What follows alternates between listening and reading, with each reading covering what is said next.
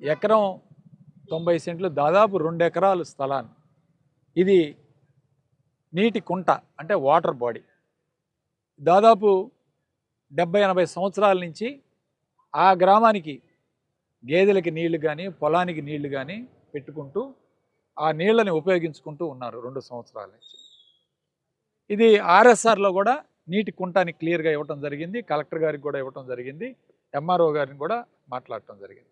దీన్ని ఆ గ్రామానికి సంబంధించిన తెలుగుదేశం పార్టీ నాయకులు గత వారం రోజుల నుంచి నీళ్లు తోడటం, ఆ నీళ్లు బయటికి పెట్టడం, అందులో మట్టి పోసి అదేదో ఆయన సొంత ప్రాపర్టీ లాగా, అది ప్రభుత్వ భూమి, ఆ ప్రభుత్వ భూమిని తన సొంత భూమిలాగా బాగు చేసుకుంటూ దాన్ని ఏదో మరి దీనికో కేటాయించారంటే తెలుగుదేశం పార్టీ ఆఫీసుకి కేటాయించారు, జిల్లా పార్టీ ఆఫీస్కి అని కొంతమంది అదేమి లేదంటున్నారు. సరే, కారణాలు ఏదైనా సరే ఆ కారణాల గురించి నేను మాట్లాడట్లా. అది ఇసపాలెం గ్రామానికి నీటి భరోసా ఇచ్చే నీటి కుంట, ఖచ్చితంగా దాన్ని ఆ కుంటలాగానే ఉంచాలి.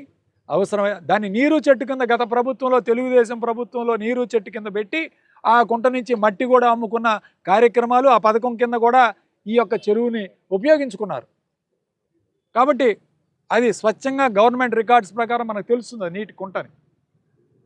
ఆ నీటి కుంటని ఇవాళ స్వప్రయోజనాల కోసం, మీ సొంత ప్రయోజనాల కోసం దాన్ని చెరువును కూడా తీసేసి దానిలో నీటిని తోడేసి మట్టి తోలుకుంటూ దాన్ని సొంత కార్యక్రమాలకు ఉపయోగించుకున్నారు తెలుగుదేశం పార్టీ నాయకులు. నేను ఒకటే చెప్తా ఉన్నాను, దయచేసి కలెక్టర్ గారు, ఎండాకాలం వస్తూ ఉంది, గేదెలకు కానీ నీళ్లు కానీ లేకపోతే మంచినీళ్ళు లేకపోయినా అక్కడి నుంచి పైప్ లైన్ వేసుకోవచ్చు ఆ గ్రామానికి.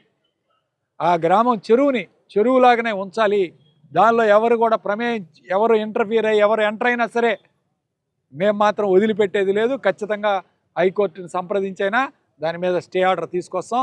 దయచేసి కలెక్టర్ గారు దీన్ని దృష్టిలో పెట్టుకొని దీన్ని వెంటనే స్పందించాలని కూడా కలెక్టర్ గారికి రిప్రజెంటేషన్ ఇవ్వడం జరిగింది.